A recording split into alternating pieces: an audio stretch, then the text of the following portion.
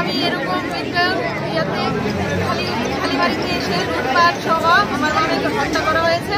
আমার মামির হত্যাকারী বিচার চাই। উনি বাইরে থাকতে পারে না, আমার মামির হত্যাকারী বিচার চাই। আমরা সঠিক বিচার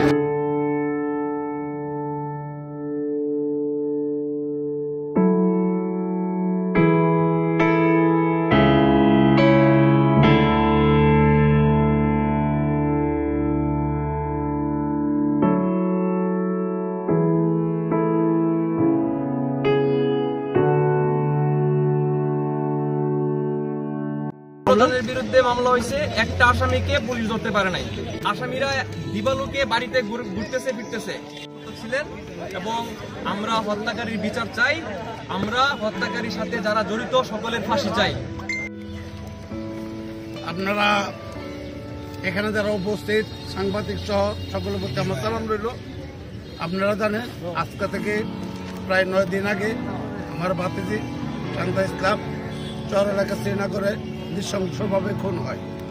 এই খুনের কারণ হল তাদের গোষ্ঠীগত আধিপত্য বিস্তারকে কেন্দ্র করিয়া সন্ত্রাসী গ্রুপ, সে নরসিংদী জেলার কপ্টারের একজন সোহেল, তার সঙ্গী সহ অন্যান্য লোকজন সহ অস্ত্রশস্ত্র সজ্জিত হইয়া খাবারে তা আনা দেয়। তখন বর্তমান যে চেয়ারম্যান রাসেল সহ তারাকে হত্যা করার উদ্দেশ্যে তাদেরকে না পাইয়ে গৃহবধূ আমার ভাতিজি শান্তা ইসলাম ওইখানে উপস্থিত ছিল। সে বিএনপি পরিবারের সন্তান হিসাবে সে সামনে আসছিল সাহস করে, বলে আমিও তো বিএনপি পরিবারের সন্তান, আপনারা এরকম আমার বাড়িতে কেন আসছেন?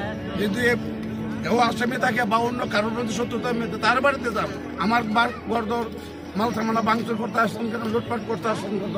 এই কথা বলার সাথে সাথে তারা ঠেকিয়ে গুলি করে সোহেল ও তার গ্যাংয়েরা এবং তাৎক্ষণিকভাবে মানে শান্তা ইসলাম ওইখানে নিহত হন।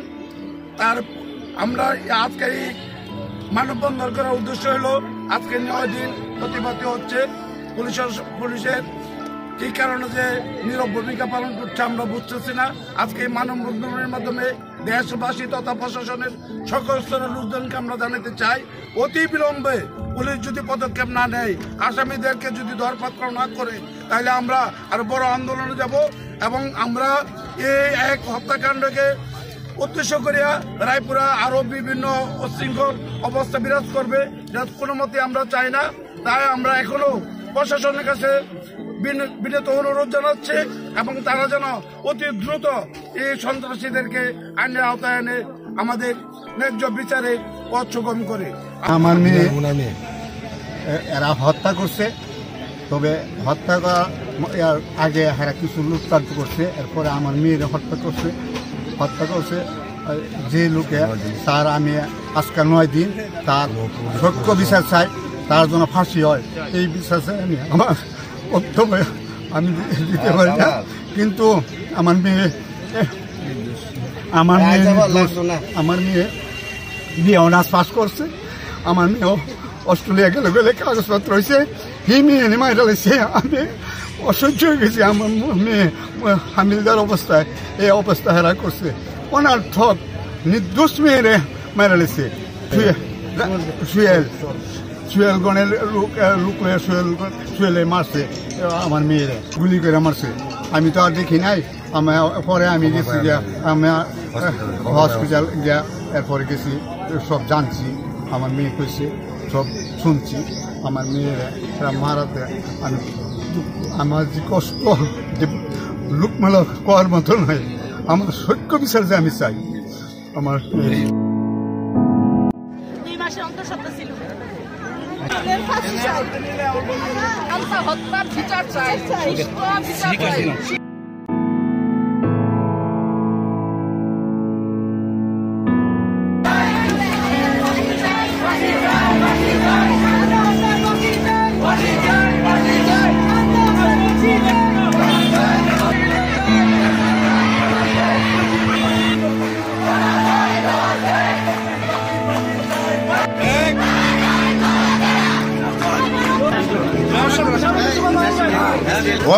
কান্দা আছে, ঠিক আছে?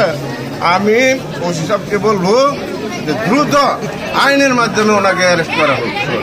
শান্তা ইসলামের যে ঘটনাটা, এটা খুবই ন্যাক্কারজনক যে শান্তা ইসলামকে গুলি করে হত্যা করছে সোহেল। যতটুকু আমরা তদন্তে জানতে পারছি, এই সোহেলকে ধরার জন্য আমাদের পুরা থানা, জেলা ডিবি, র্যাব পুরা তৎপর। কালকে নেতৃবৃন্দ আসছিল, যারা মারা গেছে আপনাদের কেউ আসছিল, তাদের কাছে আমরা আয়ু সহ 10 জন দারোগা দিয়ে আর 6 জন এএসআই দিয়ে আলাদা টিম করে দিয়েছি স্পেশালি। এই অফিসার যে আয়ু শফিক দিন 2 দিনের সময় নিচ্ছে, আজকে কালকে এই সহমর্মিত সে গ্রেপ্তার করবে এই প্রতিশ্রুতি আমাদেরকে দিচ্ছে। আমিও তৎপর আছি, ইনশাল্লাহ 2-3 দিন হাইয়েস্ট আমরা তাকে গ্রেপ্তার করবো ইনশাল্লাহ। আমরা সন্ত্রাসী কর্মকাণ্ড শুধু একটাই হচ্ছে না, আরো কয়েকটা হচ্ছে এই চর এলাকা। চর এলাকা এখন দুর্গম এলাকা, আপনারা সবাই জানেন। এখানে অভয়ারণ্য সন্ত্রাসীদের আমাদের বিশেষ অভিযান চলতেছে। এর মধ্যে যে এই ব্যাপারটা শান্তা ইসলামটা, এটা হৃদয় বিদারক ঘটনা। আজকে আমাদের একটা ফায়ারিং ছিল, কিছু অফিসার ফায়ারিং এ গেছে, আপনারা জানেন। শুধু আমি এই কারণে যাই না, আমারও ফায়ারিং ছিল, কিন্তু আমি যাই নাই। খবর পাইছি যে আপনারা আসবেন, যদি আমি না থাকি তাহলে আপনারা বলবেন যে আমি নাই, এই জন্য আমি যাই নাই। তবে আমি কথা দিলাম ভাই বাবারা, আমরা 2 দিন কি 3 দিনের মধ্যে তাকে গ্রেপ্তার করবো। টেবিল হান্ট যেটা, সেটা তো সেনাবাহিনী আছে, এটা আলাদা। আর আমরা এই চরের জন্য, অভিযান পরিচালনার জন্য ইউনো মদের সাথে সার্বক্ষণিক যোগাযোগ রাখতেছি। ডিসি স্যারের সাথে, আমাদের স্যারের সাথে সার্বক্ষণিক যোগাযোগ হচ্ছে। আমরা শীঘ্রই যৌথ অভিযান পুরো